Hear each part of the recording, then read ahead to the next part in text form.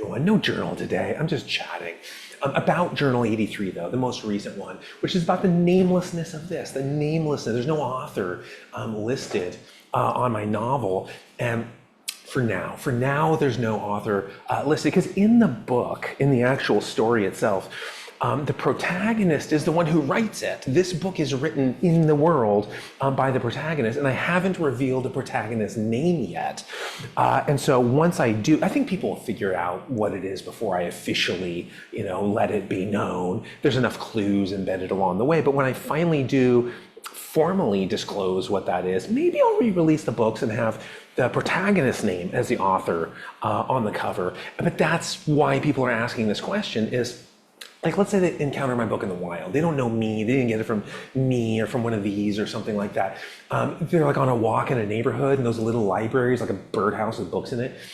Take one, leave one, whatever, and they put one in there and take this out, and somebody else apparently puts it in. If they'll read it, and like if they like it, like I don't know who wrote it. Like I can't tell who the author is. I can't find them. If I don't know who the author is, if I can't find them, how am I going to know when the next book comes out? How am I going to know when this author releases something else? Like, I appreciate people's concern in asking that question, but people will know. And so that's the reason I'm wearing this shirt. It's like story time. This story isn't about me, though. The history lesson time.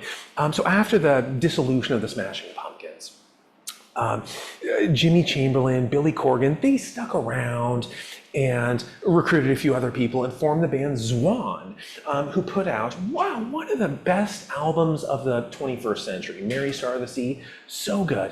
But it wasn't commercial in the way that the Pumpkins were, sort of bombastically radio dominating.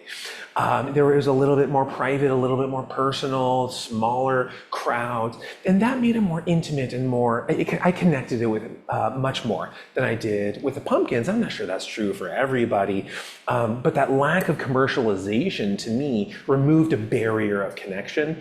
But Zwan went farther. That wasn't the extent of what Zwan did. Most of their songs, certainly the best songs, they never released in like a real way. There's on like some of the singles, you'll see some of the B-sides.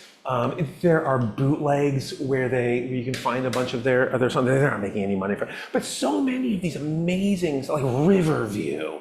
There was a what's it called? Spilled Milk had this amazing guitar riff in it, but Riverview has to be the best bass line in like recorded history. And the rest of the song is as good as the bass line. The most beautiful song from that era is from you put Bach in, there's a long human era of beautiful music.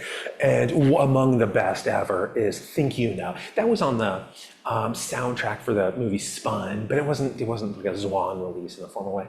But there's a perfect song that came from that era. My Life in Times, I've talked about that one before. It's a perfect song. It's simple, stripped down, but it's perfect. So that's 4 songs right there. You're getting pretty close to an album. Okay, so, we add For Your Love. We add God's Gonna Set This World on Fire. We add Wasting Time, Roma Girl. Freedom Ain't What It Used to Be. Like How Things Are Supposed to Be, I think is what it's called.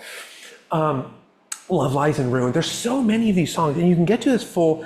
Actually, I think Riverview was a Chicago Kid song. There's another project that Billy Corgan. There's another 20-year-old out. Okay, I'm changing my direction. What I was going to say.